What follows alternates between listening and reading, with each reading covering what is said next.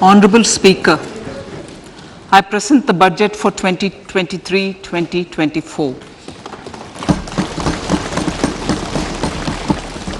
This is the first budget in Amrit Kal. This budget hopes to build on the foundation laid in the previous budget and the blueprint drawn for India at 100. We envision a prosperous and inclusive India in which the fruits of development will reach all sections and citizens, especially our youth, women, farmers, OBCs, scheduled castes, and scheduled tribes. In the 75th year of our independence, the world has recognized the Indian economy as a bright star. Our current year's economic growth is estimated to be at 7%. It is notable that this is the highest among all the major economies. This is in spite of the massive slowdown globally caused by COVID-19 and the war. The Indian economy is therefore on the right track, and despite a time of challenges, heading towards a bright future. Today, as Indians stand with their head held high and the world appreciates India's achievements and successes, we are sure that elders who had fought for India's independence will, with joy, bless us in our endeavors going forward as well. Our focus on wide-ranging reforms and sound policies implemented through Sabka Prayas, resulting in Jan Bhagidari and targeted support to those in need, helped us perform well in trying times. India's rising global profile is because of the several accomplishments: unique world-class digital public infrastructure, example, Aadhaar, CoWIN and UPI, COVID vaccination drive in unparalleled scale and speed, proactive role in frontier areas such as achieving the climate-related goals, Mission Life and National Hydrogen Mission. During the COVID-19 pandemic, we ensured that no one goes to bed hungry with a scheme to supply free food grains to over 80 crore persons for 28 months. Continuing our commitment to ensure food and nutritional security, we are implementing from 1st January 2023 a scheme to supply free food grain to all Antyodaya and priority households for the next 1 year. Under PM Garib Kalyan Anna Yojana, the entire expenditure of about 2 lakh crore will be borne by the central government. In these times of global challenges, the G20 presidency gives us a unique opportunity to strengthen India's role in the world economic order. With the theme of Vasudhaiva Kutumbakam, we are steering an ambitious, people-centric agenda to address global challenges and to facilitate sustainable economic development. The government's efforts since 2014 have ensured for all citizens a better quality of life and life of dignity.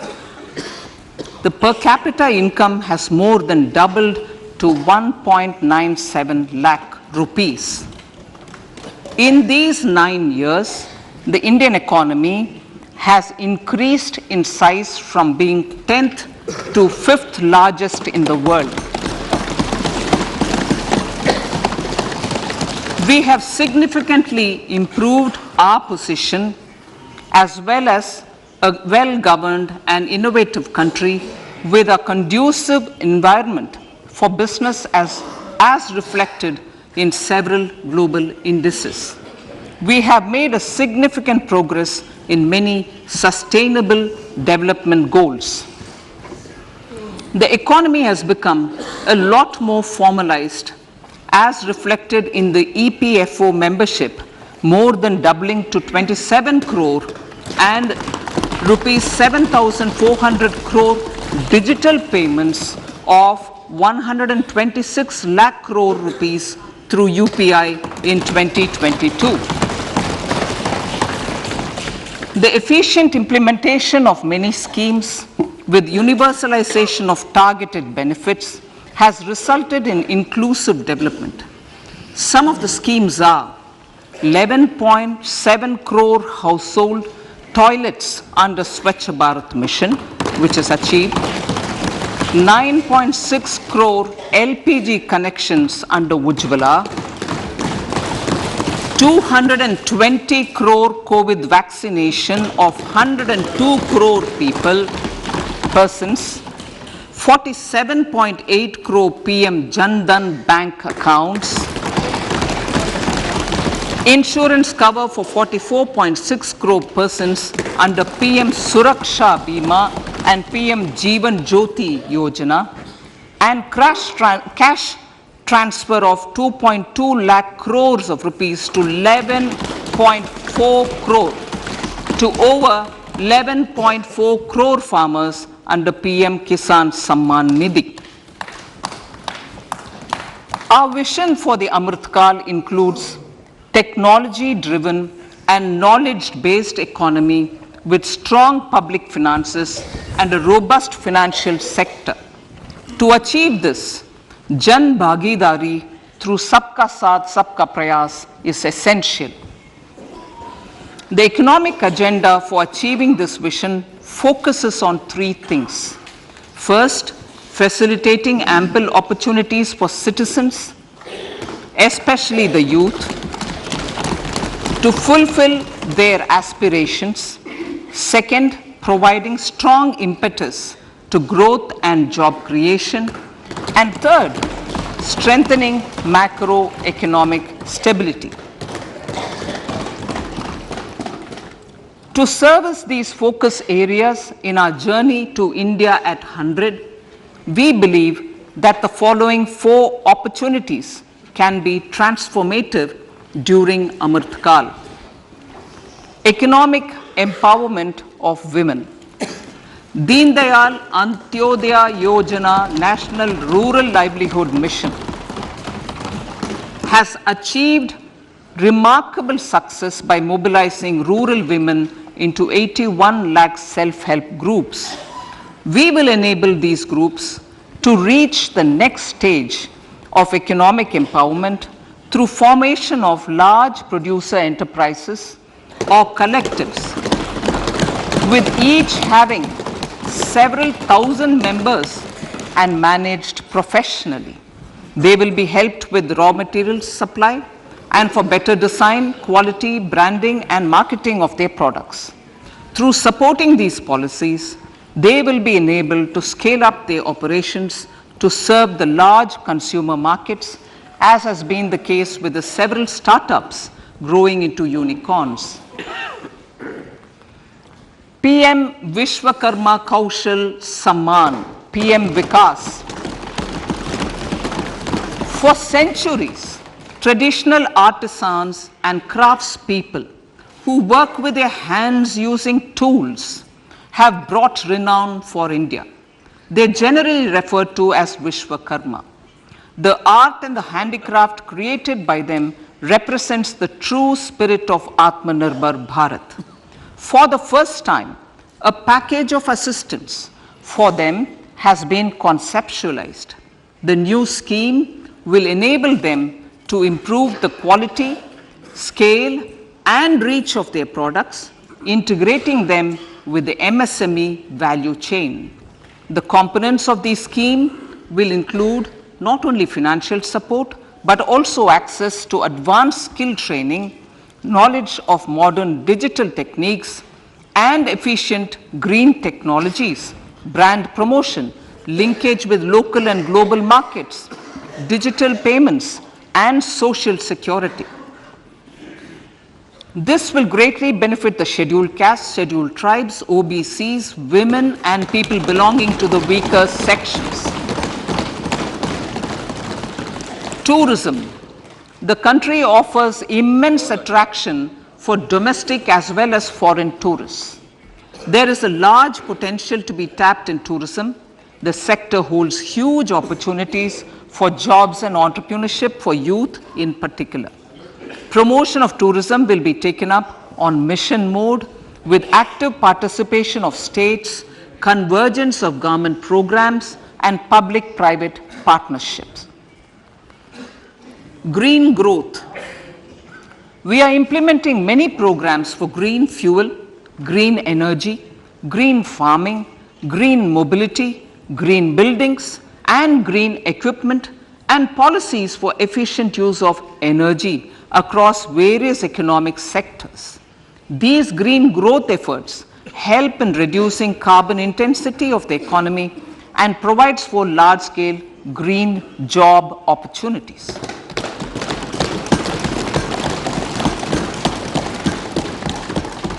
Priorities of this budget.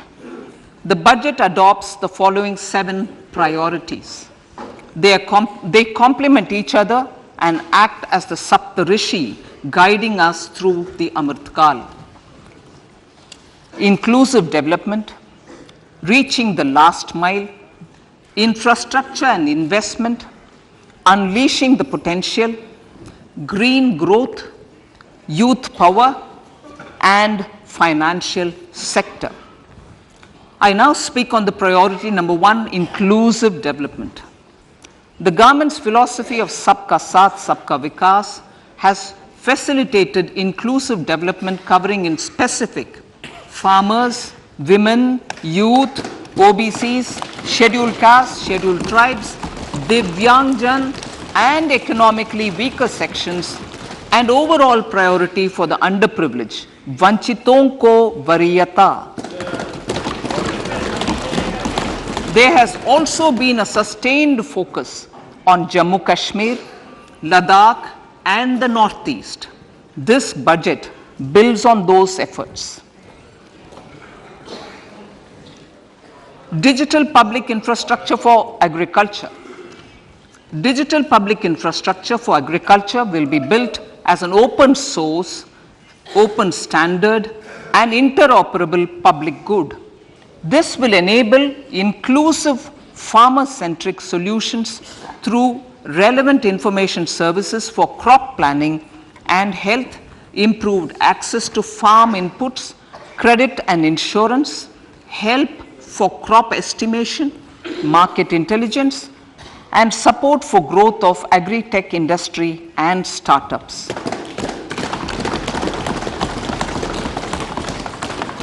An agriculture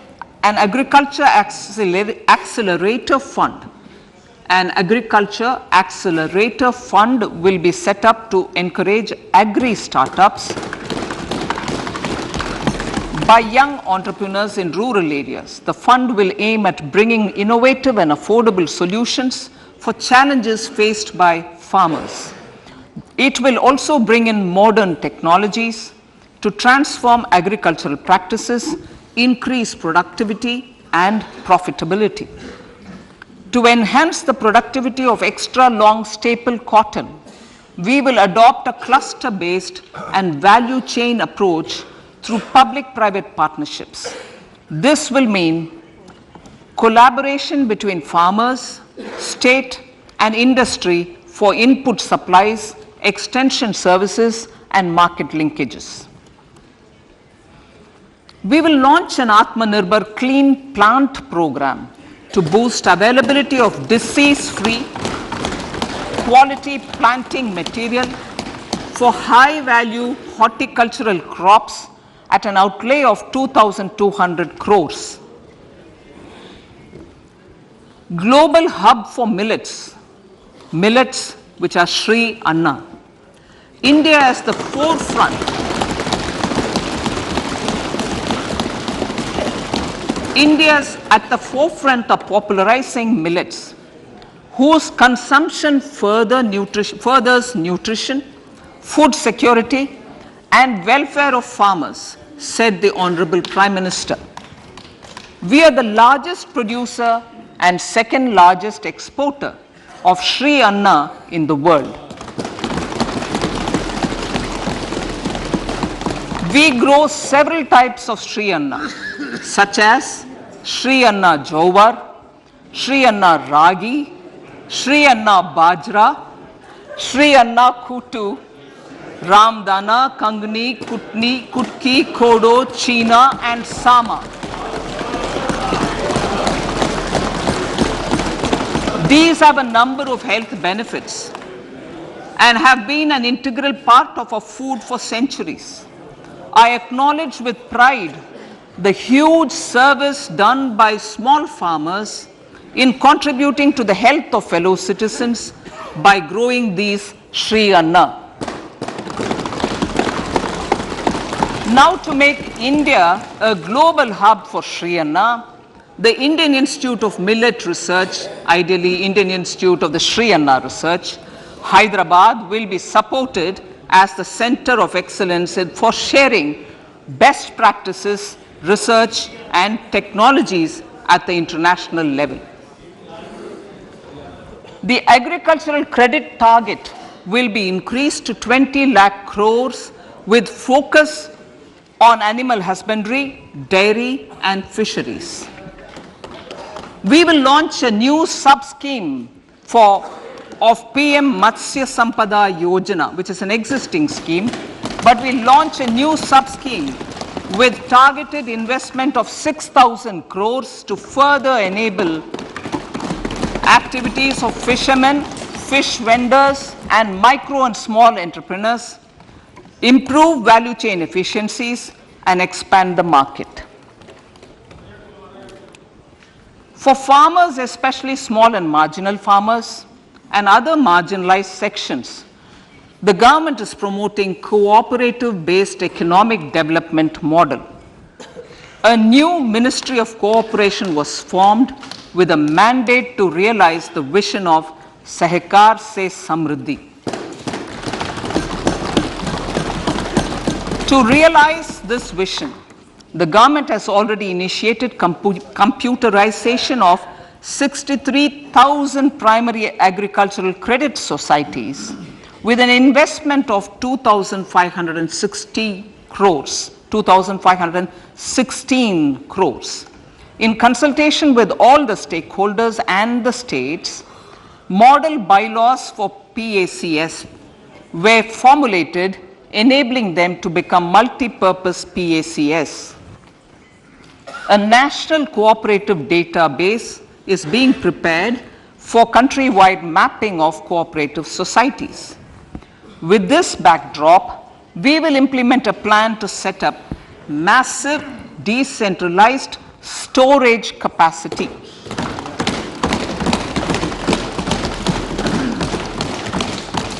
This will help farmers store their produce and realize remunerative prices through sale at appropriate times. The government will also facilitate setting up of a large number of multi-purpose cooperative societies, primary fishery societies, and dairy cooperative societies in uncovered panchayat and villages in the next 5 years.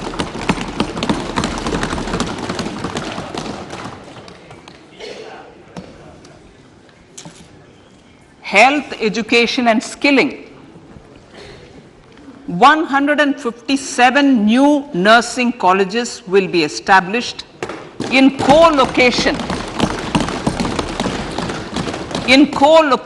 with the existing 157 medical colleges established since 2014. A mission to eliminate sickle cell anemia by 2047 will be launched.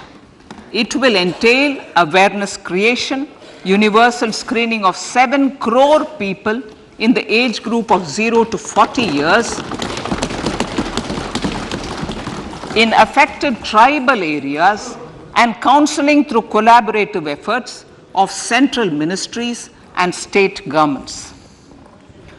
Facilities in select ICMR labs, Indian Council for Medical Research labs, will be made available for research by public and private medical college faculty and private sector R&D teams for encouraging collaborative research and innovation.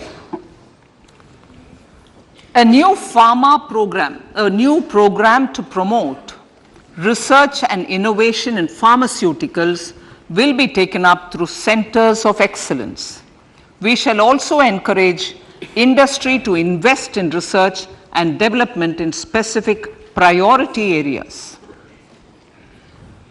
Dedicated multidisciplinary courses for medical devices will be supported in existing institutions to ensure availability of skilled manpower for futuristic medical technologies, high-end manufacturing and research. Teachers training. Teachers training will be re-envisioned through innovative pedagogy, curriculum transaction, continuous professional development, dipstick surveys, and ICT implementation. The District Institute of Education and Training will be developed as vibrant institutes of excellence for this purpose.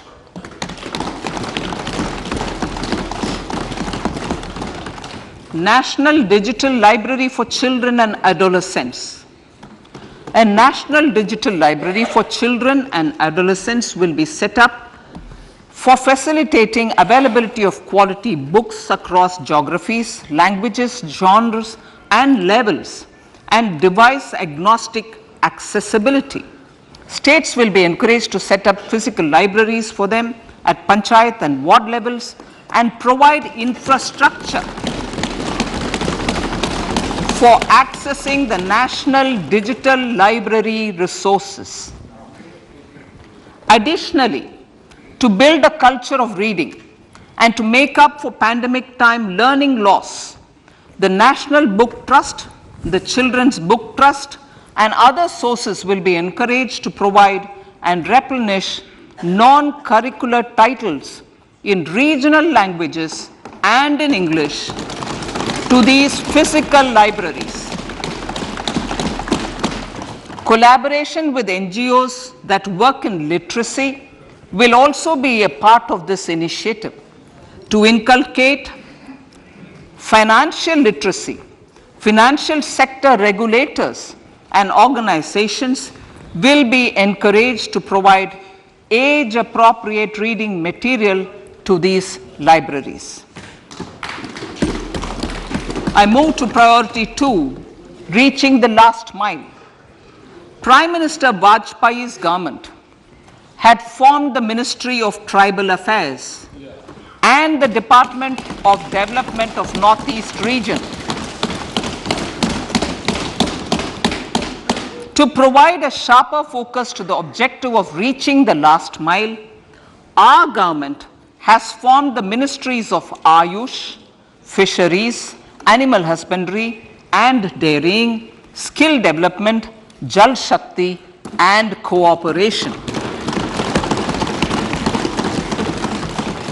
Building on the success of the Aspirational Districts program, the government has recently launched the Aspirational Blocks program covering 500 blocks for saturation of essential government services across multiple domains such as health, nutrition, education, agriculture, water resources, financial inclusion, skill development, and basic infrastructure. Manya Speaker, sir, Pradhan Mantri PBTG, which is Primitive Vulnerable Tribal Groups Development Mission, is being launched. To improve socio-economic conditions of the particularly vulnerable tribal groups, the PBTGs as we refer them to, Pradhan Mantri PBTG Development Mission will be launched. This will saturate PBTG families and habitations with basic facilities such as safe housing, clean drinking water and sanitation, improved access to education, health, nutrition, road and telecom connectivity, and sustainable livelihood opportunities. An amount of 15,000 crores will be made available to implement the mission in the next 3 years under the Development Action Plan for the Scheduled Tribes. Ekalavya Model Residential Schools. In the next 3 years, Center will recruit 38,800 teachers and support staff for the 740 Ekalavya Model Residential Schools, which is serving 3.5 lakh tribal students.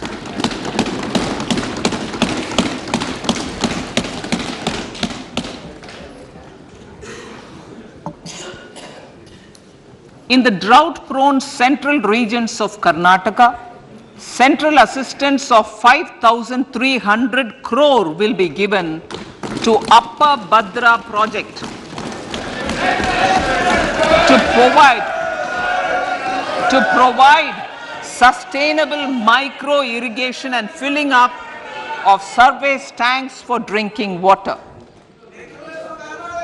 PM Awas Yojana. The outlay for PM Awas Yojana is being enhanced by 66% to over 79,000 crores.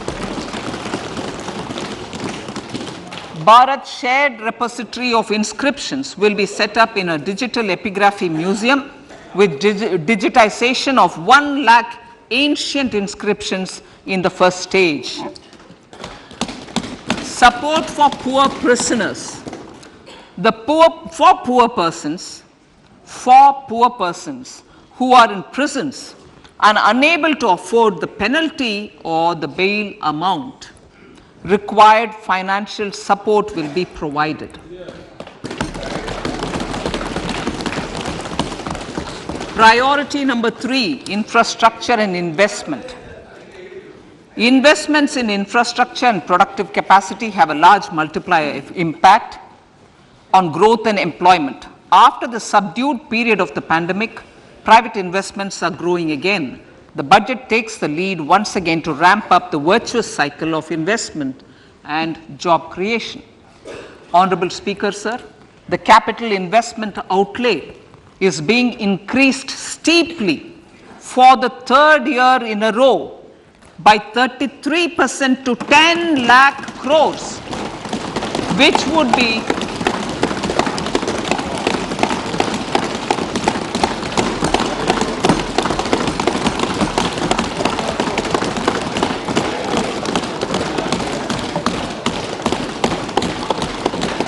which would be 3.3% of GDP.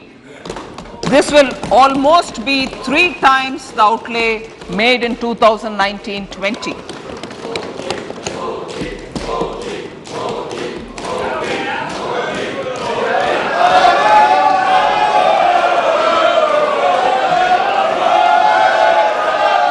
This substantial increase in recent years is central to the government's efforts to enhance growth potential and job creation, crowd in private investments, and provide a cushion against global headwinds. The direct capital investment by the center is complemented by the provision made for creation of capital assets through grants and aids to state. The effective capital expenditure of the center is budgeted at 13.7 lakh crore rupees, which will be 4.5% of GDP. Support to state governments for capital investment. I have decided to continue the 50-year interest-free loan to state governments for 1 more year to spur investment in infrastructure and to incentivize them for complementary policies actions with a significantly enhanced outlay of 1.3 lakh crore crores. The newly established Infrastructure Finance Secretariat will assist all stakeholders for more private investment in infrastructure, including railways, roads, urban infrastructure and power, which are predominantly depend on public resources. The harmonized master list of infrastructure will be reviewed by an expert committee for recommending the classification and financing framework suitable for Amrit Kal. A capital outlay, I'm talking about railways now, sir, Honorable Speaker, railways. A capital outlay of 2.40 lakh crores has been provided for the railways. This is the highest ever outlay this highest ever outlay is about 9 times the outlay made in 2013-14. 100 critical transport infrastructure projects for last and first mile connectivity for ports, coal, steel, fertilizer and food grain sectors have been identified. They will be taken up on priority with investment of 75,000 crores, including 15,000 crore from private sources. 50 additional airports, heliports, water aerodromes and advanced landing grounds will be revived for improving regional air connectivity.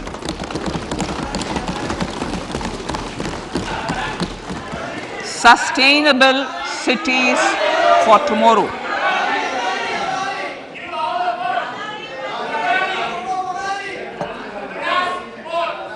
States and cities will be encouraged to undertake urban planning reforms and actions to transform our cities into sustainable cities of tomorrow. This means efficient use of land resources, adequate resources for urban infrastructure, transit-oriented development, enhanced availability and affordability of urban land and opportunities for all. Through property tax governance reforms and ring-fencing user charges on urban infrastructure, cities will be incentivized to improve their creditworthiness for municipal bonds. Like the RIDF, an urban infrastructure development fund will be established through use of priority sector lending shortfall. This will be managed by the National Housing Bank and will be used by public agencies to create urban infrastructure in Tier 2 and Tier 3 cities. States will be encouraged to leverage resources from the grants of the 15th Finance Commission as well as existing schemes to adopt appropriate user charges while accessing the UIDF. We expect to make available 10,000 crore rupees per annum for this purpose. All cities and towns will be enabled for 100% mechanical desludging of septic tanks and sewers to transition from manhole to machine hole mode.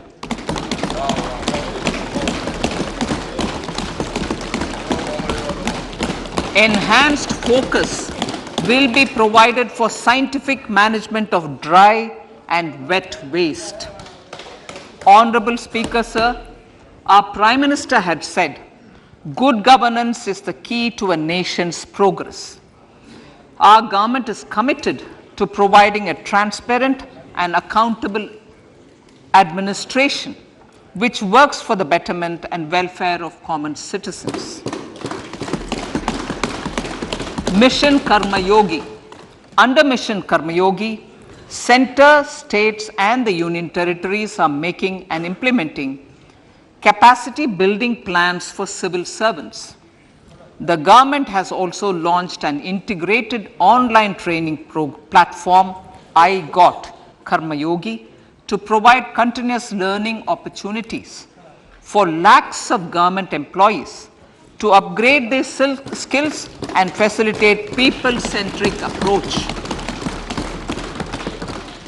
Sir, for enhancing ease of doing business, more than 39,000 compliances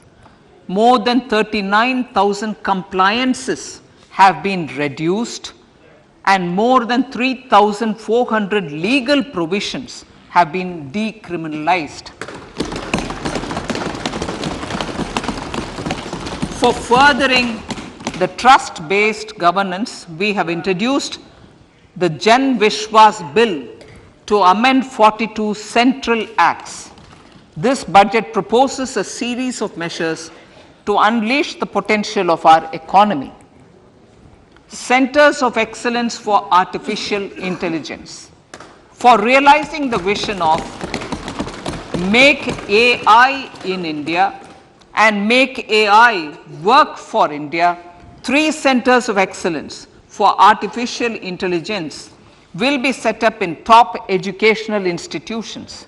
Leading industry players will partner in conducting interdisciplinary research, develop cutting-edge applications, and scalable problem solutions in the areas of agriculture, health, and sustainable cities. This will galvanize an effective AI ecosystem and nurture quality human resources in the field.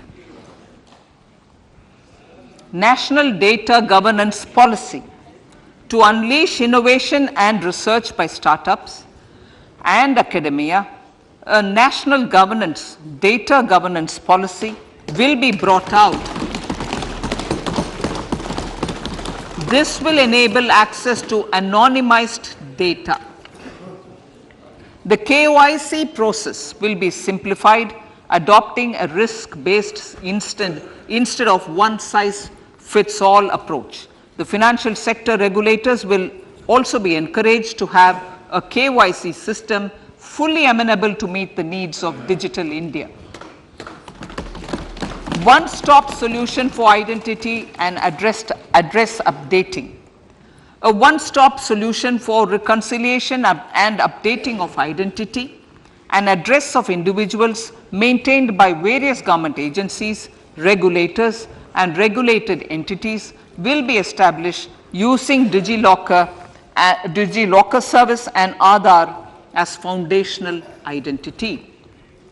Speaker, sir, common business identifier.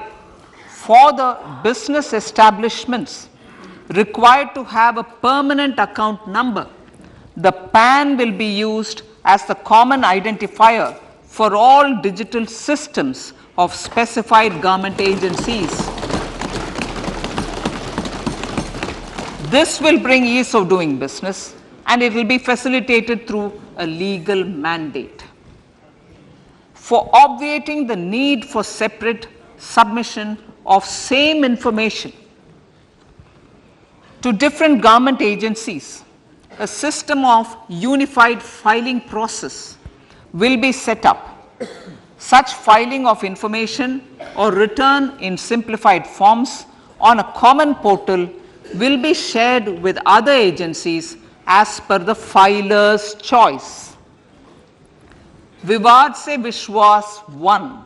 Relief for MSMEs.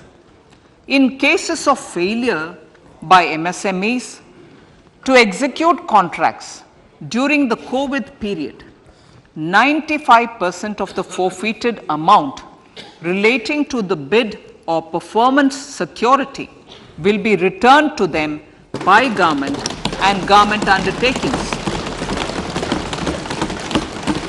This will provide relief to the MSMEs. Vivad Se Vishwas 2. Settling contractual disputes. To settle contractual disputes of government and government undertakings wherein arbitral award is under challenge in a court, a voluntary settlement scheme with standardized terms will be introduced. This will be done by offering graded settlement terms depending on pendency level of the dispute. The state support mission of Niti Aayog will be continued for 3 years for our collective efforts towards national priorities. Result-based financing. To better allocate scarce resources for competing development needs, the financing of select schemes will be changed on a pilot basis from input-based to result-based. E-courts.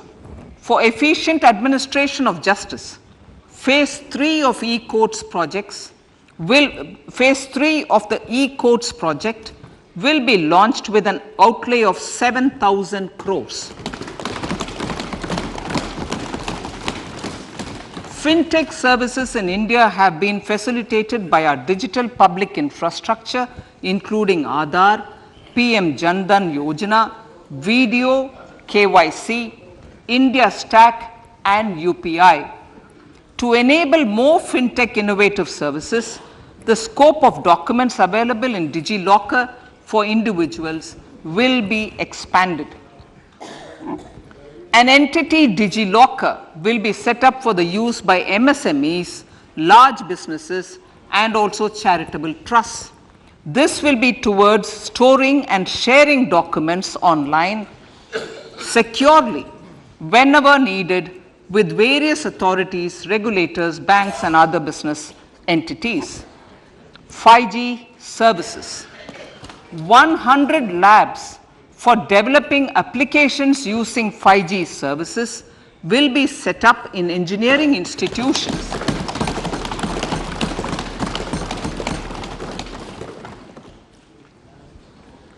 To realize a new range of opportunities, business models, and employment potential. The labs will cover, among others, applications such as smart classrooms, precision farming, intelligent transport systems, and healthcare applications. Lab-grown diamonds. Lab-grown diamonds is a technology and innovation-driven emerging sector with high employment potential. These environment-friendly diamonds, which have optically and chemically the same properties as natural diamonds. To encourage indigenous production of LGD, lab-grown diamond seeds and machines, and to reduce import dependency, a research and development grant will be provided to one of the IITs for 5 years. To reduce the cost of production, a proposal to review the custom duty on LGD seeds will be indicated in Part B of the speech. I come to the fifth priority, Honorable Speaker, sir, green growth. Honorable Prime Minister has given a vision for life or lifestyle for environment to spur a movement of environmentally conscious lifestyle. India is moving forward firmly for the Panchamrit, the net zero carbon emission by 2070 to usher in green industrial and economic transition. This budget builds on our focus on green growth.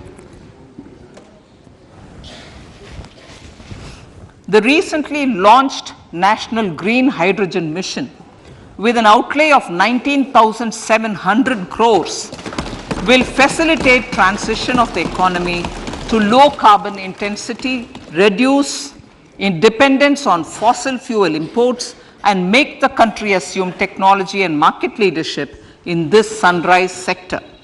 Our target is to reach an annual production of 5 MMT by 2030. Energy transition.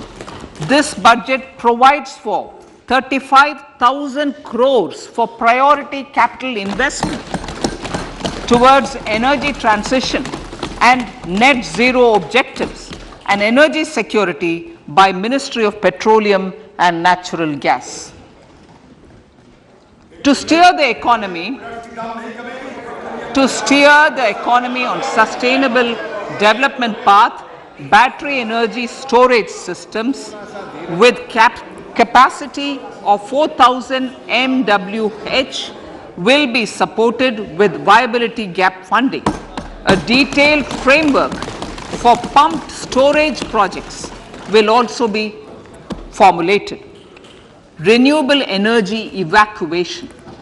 The interstate transmission system for evacuation and grid integration of 13 gigawatt renewable energy from Ladakh will be constructed with investment of 20,700 crore, including central support of 8,300 crores. Green credit program. For encouraging behavioral change, a green credit program will be notified under the Environment Protection Act. This will incentivize environmentally sustainable and responsive actions by companies, individuals, and local bodies, and help mobilize additional resources for such activities. PM Program for Restoration, Awareness, Nourishment, and Amelioration of Mother Earth, PM Pranam, will be launched to incentivize states and union territories to promote alternative fertilizers and balanced use of chemical fertilizers. Go Bardhan scheme. 500 new waste to wealth plants under Go Bardhan, galvanizing organic bio-agro resources done. Go Bardhan scheme will be established for promoting circular economy. These will include 200 compressed biogas plants, including 75 plants in urban areas, and 300 community or cluster-based plants at a total investment of 10,000 crores. I will refer to this in part B also. In due course, a 5% CBG mandate will be introduced for all organizations marketing natural and biogas.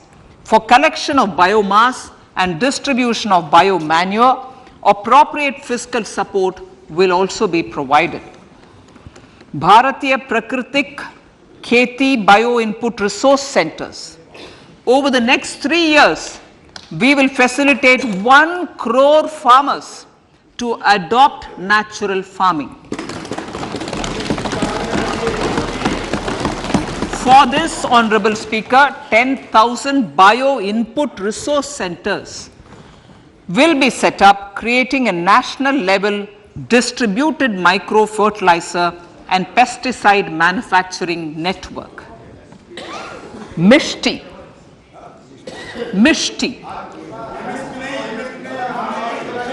Building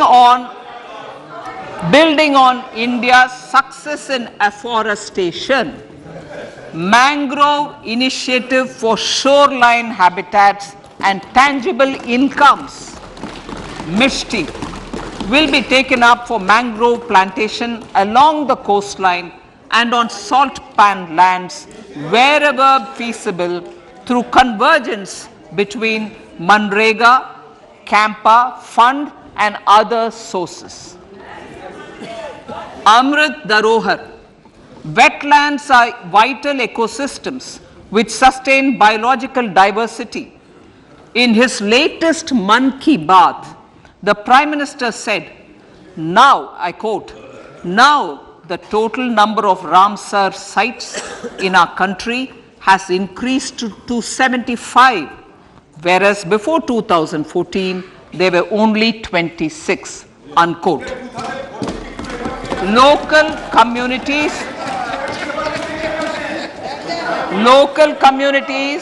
have always been at the forefront of conservation efforts.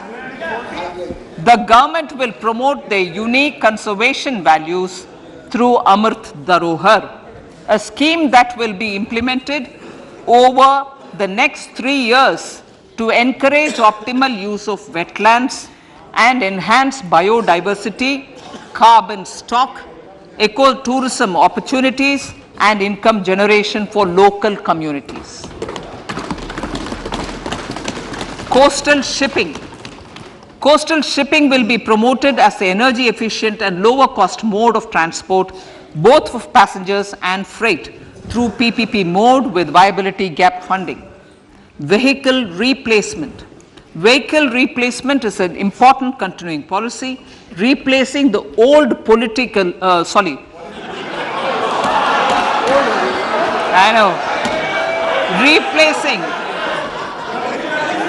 absolutely, thank you, replacing old polluting vehicles, maybe applicable, right? Replacing old polluting vehicles is an important part of greening our economy. In furtherance of the vehicle scrapping policy mentioned in Budget 21-22, I have allocated adequate funds to scrap old vehicles of the central government. States will also be supported in replacing old vehicles and old state ambulances. Honorable Speaker, sir, I move to priority 6, youth power. To empower our youth and help the Amrit PD realize their dreams, we have formulated the national education policy, which is very wide in its scope, but one of the things is also to focus on skilling, adopted economic policies that facilitate job creation at scale and have supported business opportunities. Pradhan Mantri Kaushal Vikas Yojana. Pradhan Mantri Kaushal Vikas Yojana 4.0 will be launched to skill lakhs of youth within the next 3 years. On-job training, industry partnership and alignment of courses with needs of industry will be emphasized. The scheme will also cover new age courses for Industry 4.0 like coding, AI, robotics, mechatronics, IoT, 3D printing, drones and other soft skills. To skill youth for international opportunities, 30 Skill India International Centers will be set up across different states. The digital ecosystem for skilling will be further expanded with the launch of a unified Skill India digital platform for enabling demand-based formal skilling, linking with employers including MSMEs, and facilitating access to entrepreneurship schemes. To provide stipend support to 47 lakh youths in 3 years, direct benefit transfer under a pan-India national apprenticeship promotion scheme will be rolled out. Tourism. Honorable Speaker, sir, with an integrated and innovative approach, at least 50 destinations will be selected through challenge mode. In addition to aspects such as physical connectivity, virtual connectivity, tourist guides, high standards for food streets and tourist security, all the relevant aspects would be made available on an app to enhance tourist experience. Every destination would be developed as a complete package. The focus of development of tourism would be on domestic as well as foreign tourists.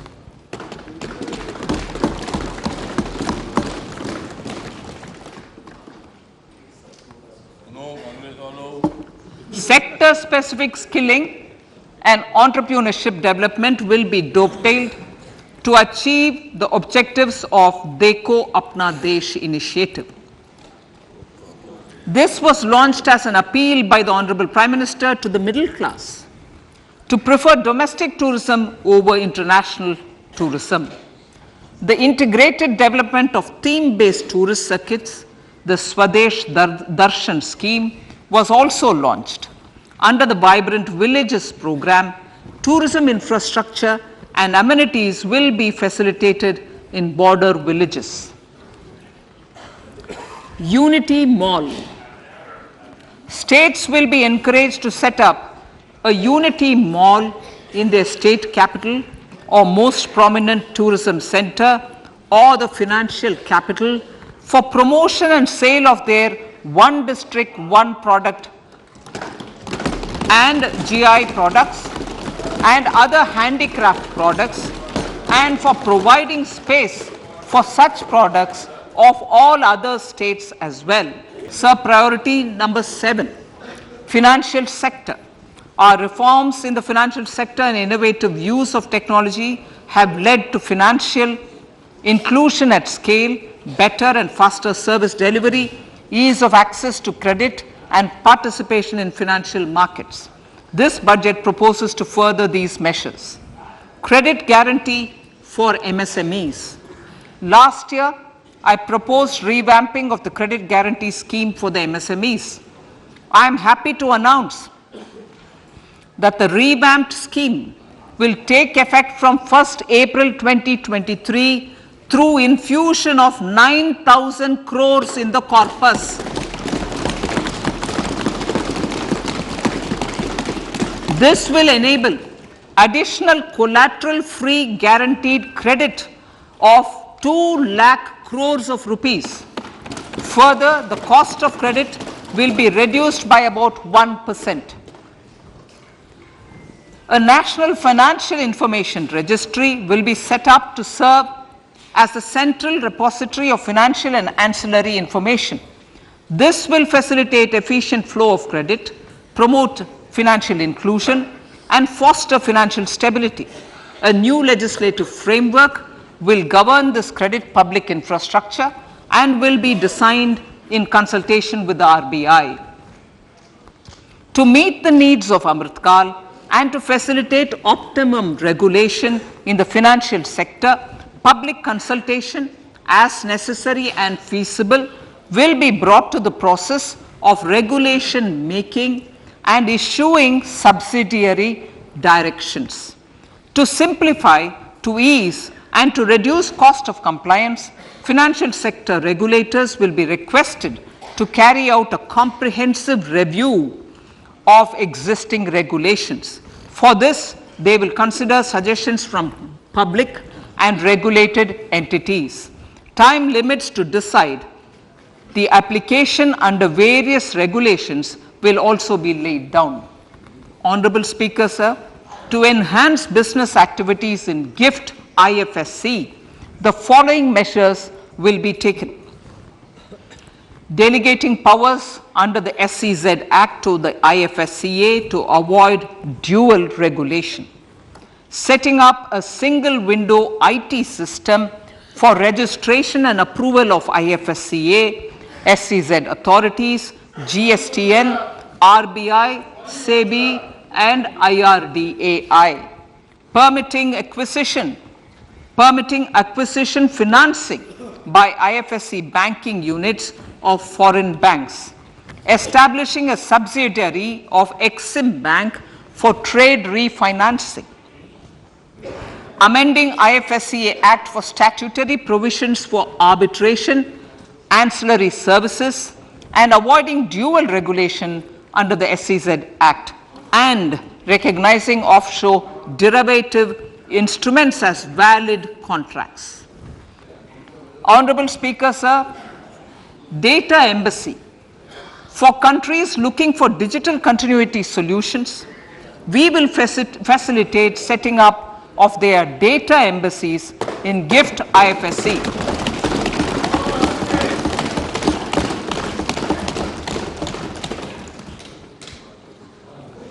Improving governance and investor protection in banking sector.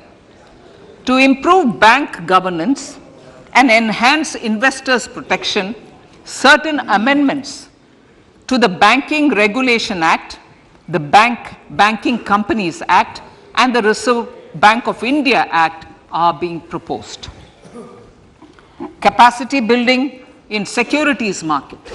Honorable Speaker, sir, to build capacity of functionaries and professionals in the securities market, SEBI will be empowered to develop, regulate, maintain, and enforce norms and standards for education in the National Institute of Securities Markets and to recognize award of degrees, diplomas, and certificates.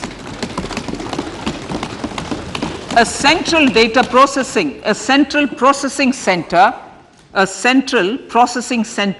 will be set up for faster response to companies through centralized handling of various forms filed with field officers under the Companies Act.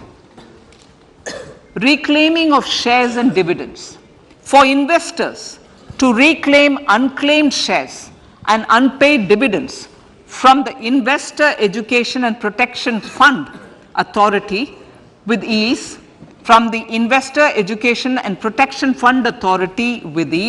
an integrated IT portal will be established. Digital payments continue to find wide acceptance.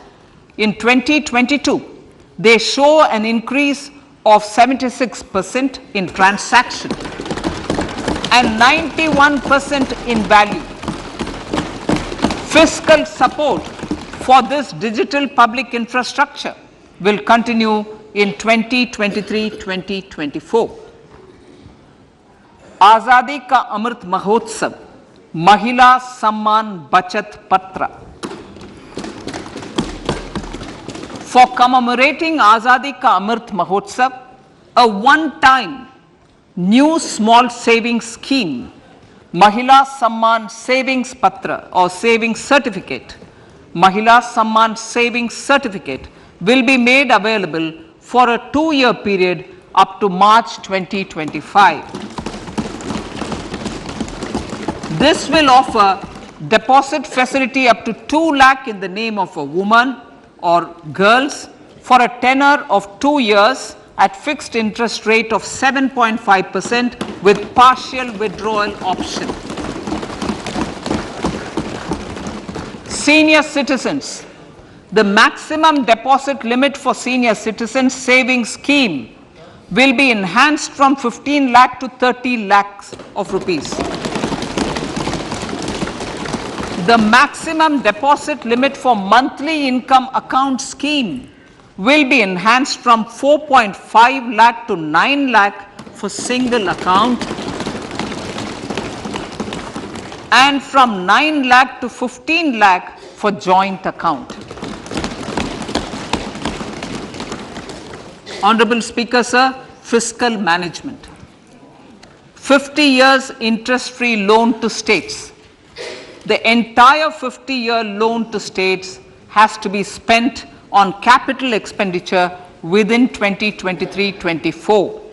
Most of this will be at the discretion of the states, but a part will be conditional on states increasing their actual capital expenditure. Parts of the outlay will also be linked to or allocated for the following purposes: scrapping old government vehicles, urban planning reforms and actions, financing reforms in urban local bodies to make them credit-worthy for municipal bonds, housing for police personnel above or as part of the police station, constructing unity malls, children and adolescent libraries and digital infrastructure, and state share of capital expenditure of central schemes. Honorable Speaker, sir, fiscal deficit of states. States will be allowed a fiscal deficit of 3.5% of GSDP, of which 0.5% will be tied to power sector reforms. Revised estimates 2022 to 2023. The revised estimate, Honorable Speaker, sir, of the total receipts other than borrowing is 24.3 lakh crores, of which the net tax receipts are 20.9 lakh crores. The revised estimate of the total expenditure is 41.9 lakh crores of rupees, of which the capital expenditure is about 7.3 lakh crores. The revised estimate of the fiscal deficit is 6.4% of GDP, adhering to the budget estimate. So, budget estimates of 2023-24. Coming to 2023-24, the total receipts other than borrowings and the total expenditure are estimated at 27.2 lakh crores and 45 lakh crores respectively.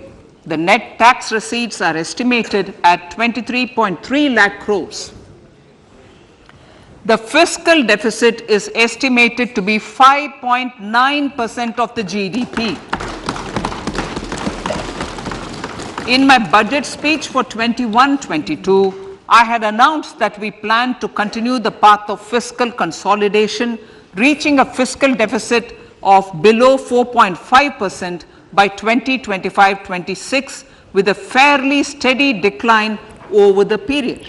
We have adhered to this path, and I reiterate my intention to bring the fiscal deficit below 4.5% of GDP by 2025-26. To finance the fiscal deficit in 2023-24, the net market borrowings from dated securities are estimated at 11.8 lakh crores. The balance financing is expected to come from small savings and other sources. The gross market borrowings are estimated at 15.43 lakh crores of rupees. Honorable Speaker, sir, I now move to Part B.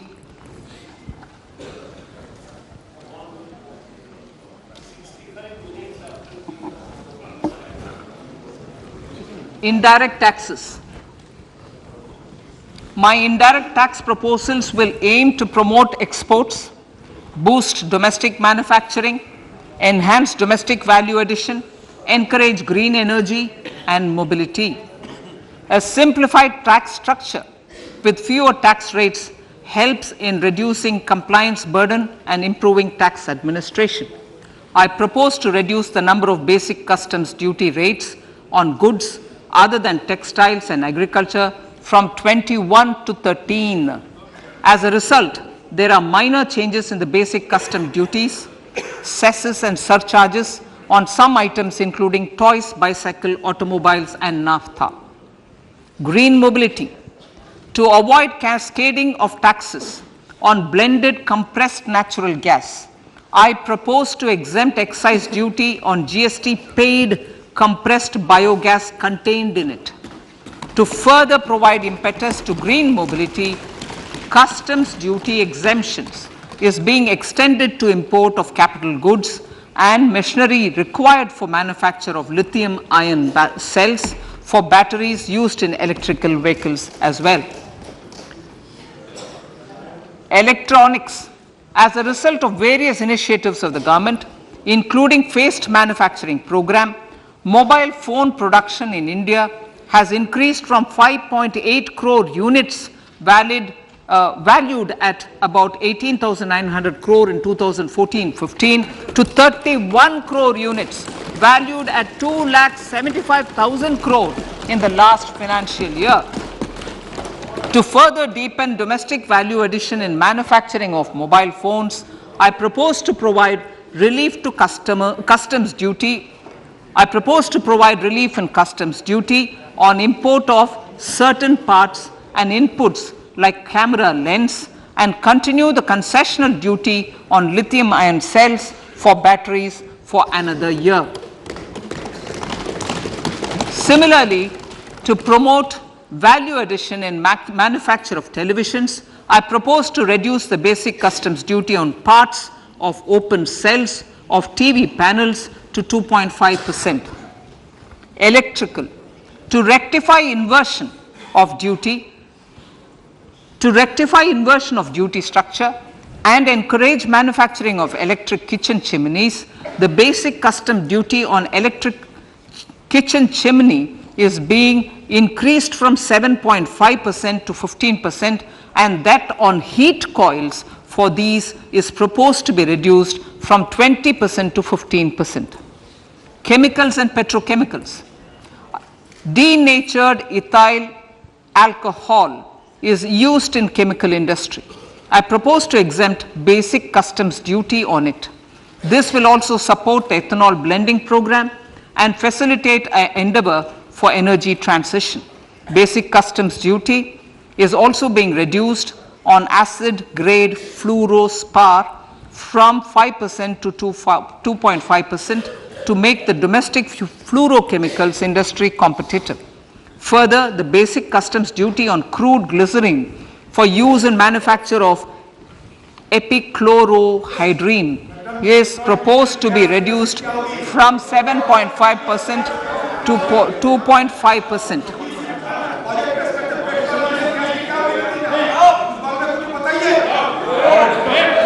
Marine products. In the last financial year, marine products recorded the highest export growth, benefiting farmers in the coastal states of the country. To further enhance the export competitiveness of marine products, particularly shrimps, duty is being reduced on key inputs for domestic manufacture of shrimp feed. India is a global leader, as I said in Part A, in cutting and polishing of natural diamonds, contributing about 3/4 of the global turnover by value.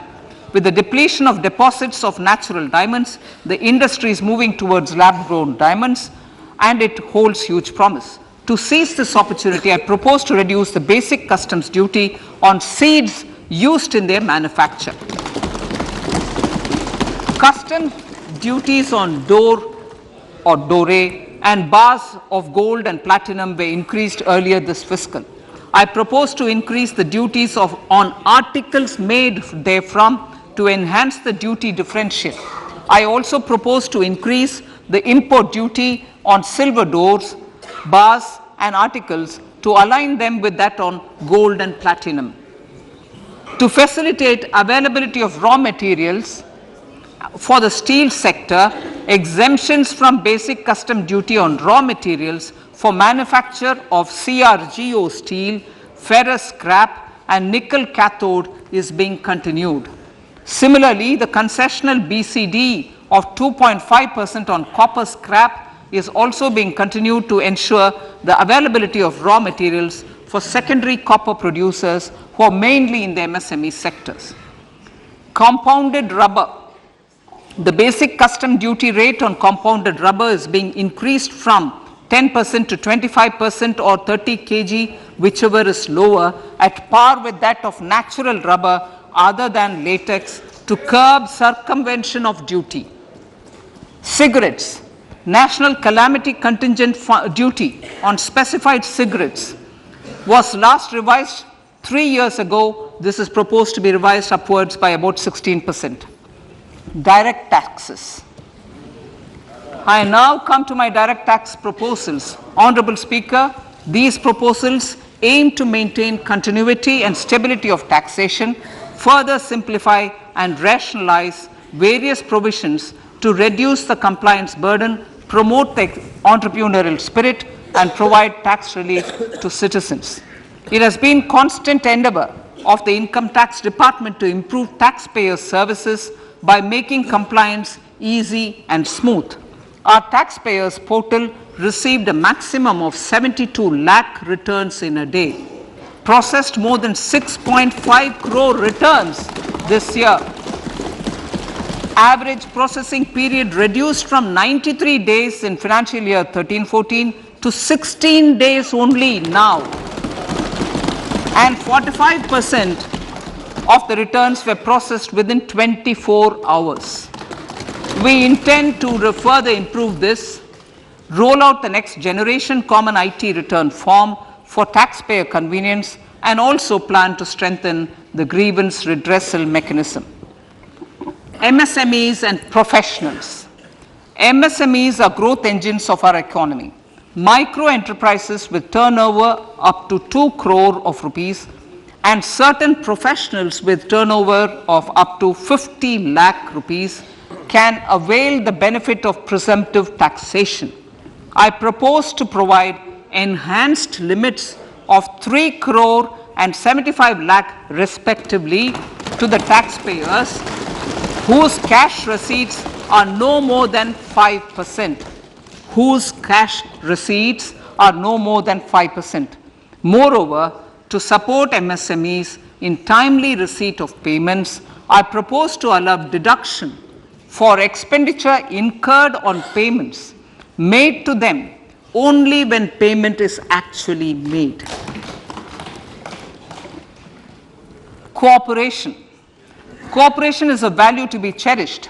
In realizing our Prime Minister's goal for Sehkar Se Samriddhi and his resolve to connect the spirit of cooperation with the spirit of Amrit Kal, in addition to the measures proposed in Part A, I have a slew of proposals for the cooperation sector. First, new cooperatives that commence manufacturing activities till 2024 31st March shall get the benefit of a lower tax rate of 15% as is presently available to new manufacturing companies. Secondly, I propose to provide an opportunity to sugar cooperatives to claim payments made to sugarcane farmers for the period prior to the assessment year 2016-17 as expenditure. This is expected to provide them a relief of almost 10,000 crores. Thirdly, I am providing a higher limit of 2 lakh per member for cash deposits to loans in cash by primary agricultural cooperative societies and primary cooperative agriculture and rural development banks. I repeat that. Thirdly, I am providing a higher limit of 2 lakh per member for cash deposits to and loans in cash by primary agricultural cooperative societies and primary cooperative agricultural and rural development banks. Similarly, a higher limit of 3 crore for TDS on cash withdrawal is being provided to cooperative societies. Startups.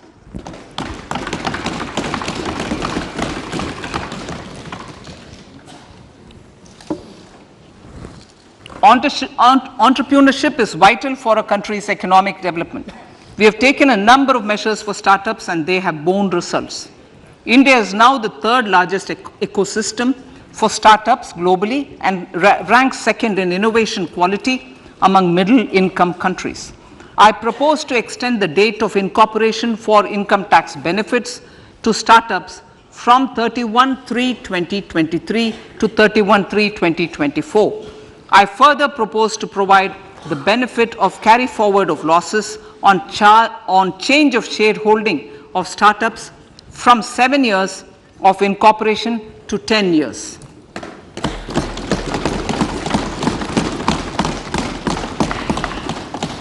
To reduce the pendency of appeals at commissioner level, I propose to deploy about 100 joint commissioners for disposal of small appeals.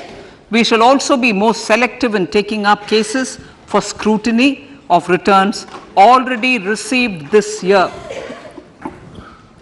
Better targeting of tax concessions. For better targeting of tax concessions and exemptions, I propose to cap deduction from capital gains on investment in residential house under Section 54 and Section 54F to 10 crores. Another proposal with similar intent is to limit income tax exemption from proceeds of insurance policies with very high value. Rationalization. Honorable Speaker, sir, there are a number of proposals relating to rationalization and simplification. Income of authorities, boards, and commissions set up by statutes of union or state for the purpose of housing, development of cities, towns, and villages, and regulating and developing an activity or matter is proposed to be exempted from income tax. Other major measures in this direction are removing the minimum threshold of 10,000 for TDS and clarifying taxability relating to online gaming, not treating conversion of gold into electronic gold receipts and vice versa as capital gains, reducing the TDS rate from 30% to 20% on taxable portion of EPF withdrawals in non-PAN cases, and taxation on income for market-linked debentures. Other major proposals in the finance bill relate to the following: extension of period of tax benefits to funds relocating to IFSC, GIFT City till 31/3/2025, decriminalization under Section 276A of the Income Tax Act, allowing carry forward of losses on strategic disinvestment, including that of IDBI Bank, and providing EEE status to Agnivir Fund. Personal income tax. Now I come to what everyone is waiting for. Personal income tax. I have 5 major announcements to make in this regard. These primarily benefit our hard-working middle class. The first one concerns rebate. Currently, those with income up to 5 lakh do not pay any income tax in both old and new regimes. I propose to increase the rebate limit to 7 lakhs in the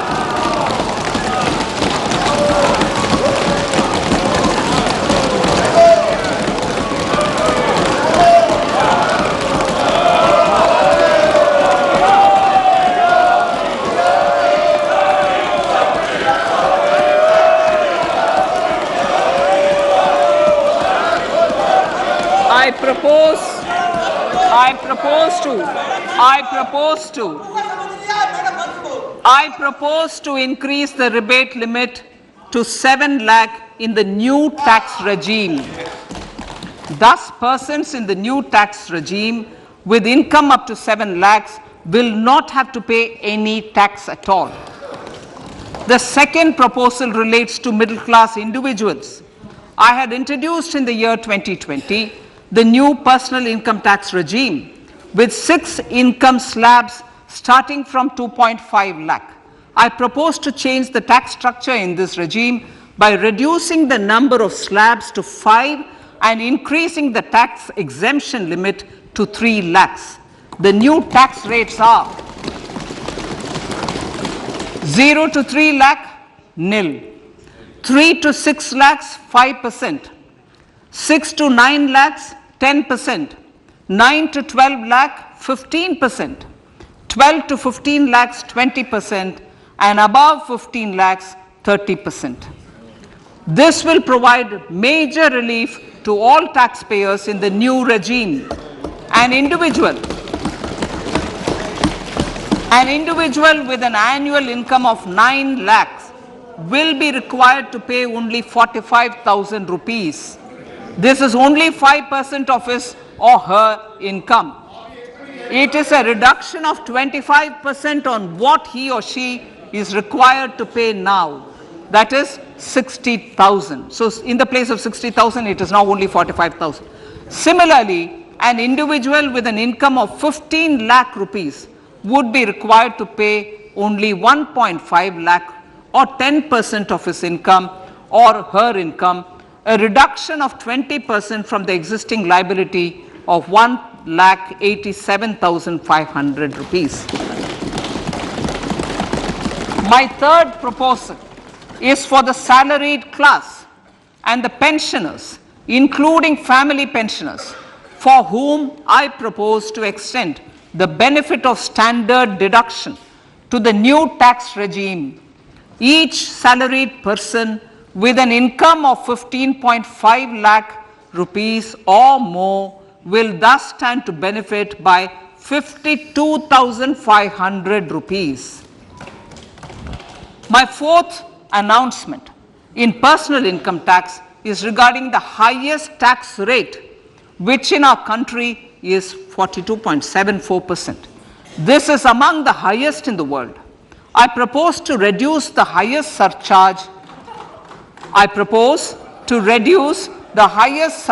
Rate from 37% to 25% in the new tax regime.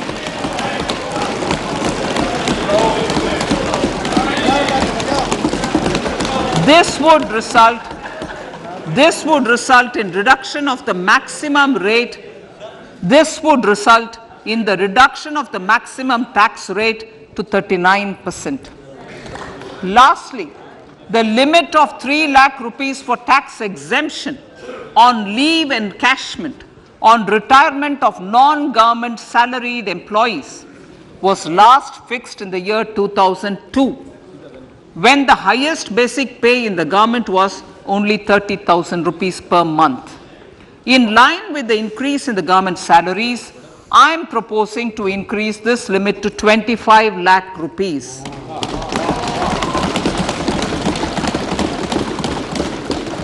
We are also making the new income tax regime as the default tax regime. However, citizens will continue to have the option to avail the benefit of the old tax regime. Apart from these, I am also making some other changes as given in the annexure. As a result of these proposals, revenue of about 38,000 crore to 37,000 crore in direct taxes and rupees 1,000 crore in indirect taxes will be foregone, while revenue of about 3,000 crore will be additionally mobilized. Thus, the total revenue foregone is about 35,000 crores annually. Honorable Speaker, sir, with these words, I commend the budget to this August House.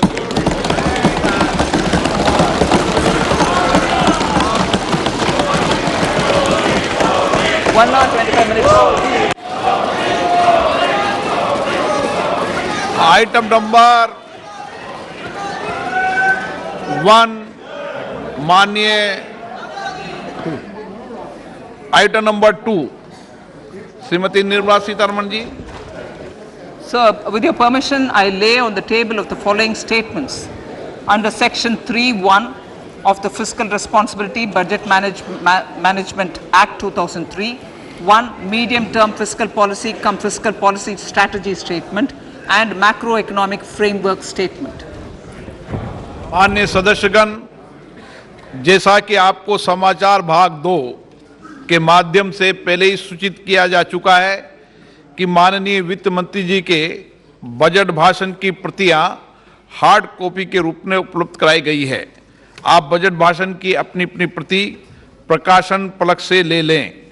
आपको ये भी सूचित किया जाता है कि माननीय मंत्री द्वारा बजट प्रस्तुत किए जाने के पश्चात उसकी प्रतियां आपको मेंबर्स पोर्टल के माध्यम से उपलब्ध करा दी जाएगी. आइटम नंबर 3, माननीय मंत्री जी, वित्त मंत्री जी. Sir, with your permission, I rise to move for leave to introduce the Finance Bill 2023. प्रश्न ये कि विधेयक को पुनर्स्थापित करने की अनुमति प्रदान की जाए. जो सदस्य इसके पक्ष में हाँ कहें, जो सदस्य विरोध में ना कहें. मेरे विचार में निर्णय हाँ वालों के पक्ष में. माननीय मंत्री जी विधेयक को पुनर्स्थापित करें. Sir, I introduce the bill. सभा की कार्रवाई कल गुरुवार दिनांक 2 फरवरी 2023 को प्राप्त 11 बजे तक के लिए स्थगित की जाती है. न्यूज़ फर्स्ट, प्रतीक्षणा निम्मदिगे.